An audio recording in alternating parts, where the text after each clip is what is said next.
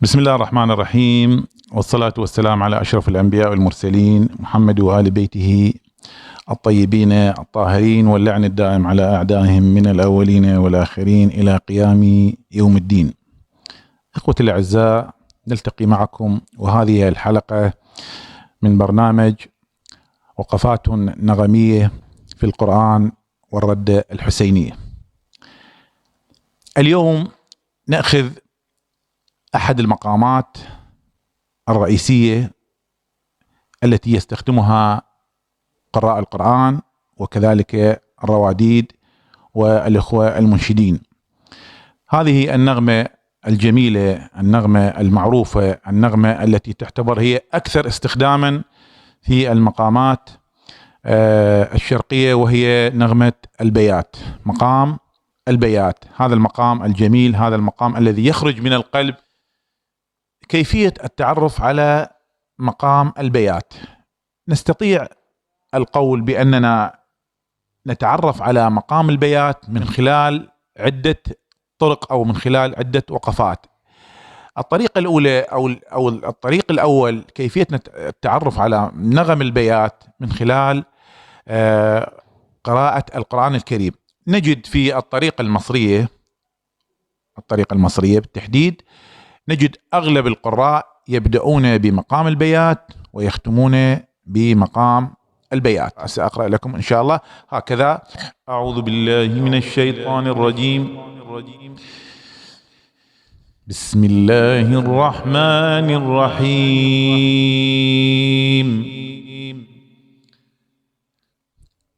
الحمد لله رب العالمين،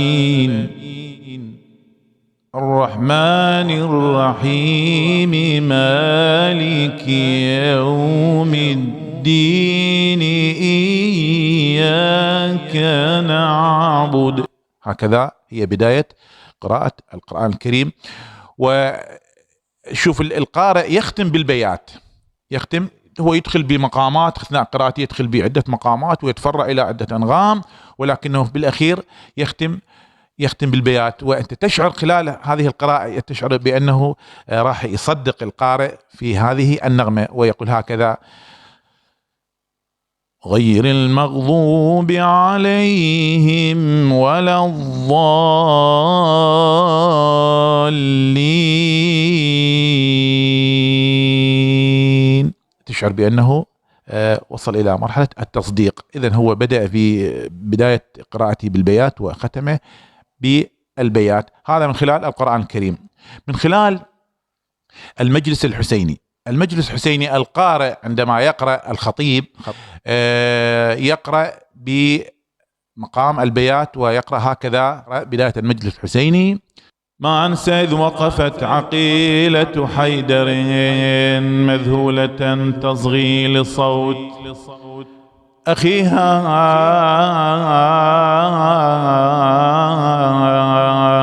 بأبي التي ورثت مصائب أمها،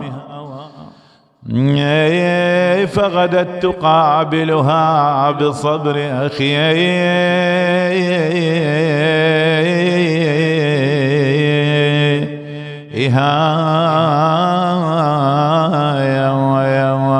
وهكذا يستمر القارئ في بداية المقدمة الحسينية إلى أن يدخل بالقريض ويختم بهالمقدمة هاي الحزينة. طبعا هي مقام البيات قلنا هن مقام البيات بالبداية هو مقام حزين ومقام فرح، ولكنه هنا تكون القدرة على القارئ كيف يستخدمه للفرح والحزن.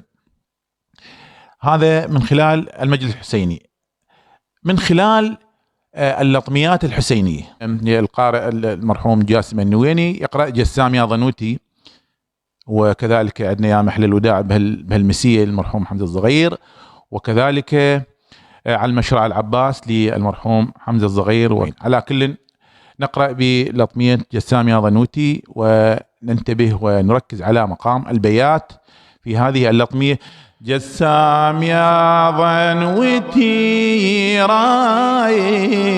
رايح من عيوني، ما رحمني الدهر انت نور البصر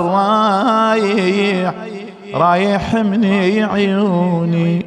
وعندنا كذلك لطمية يا محلى الوداع بهالمسير. يا محلى الوداع بهالمسية وعلوم المنية بين الفاطمي والفاطمية.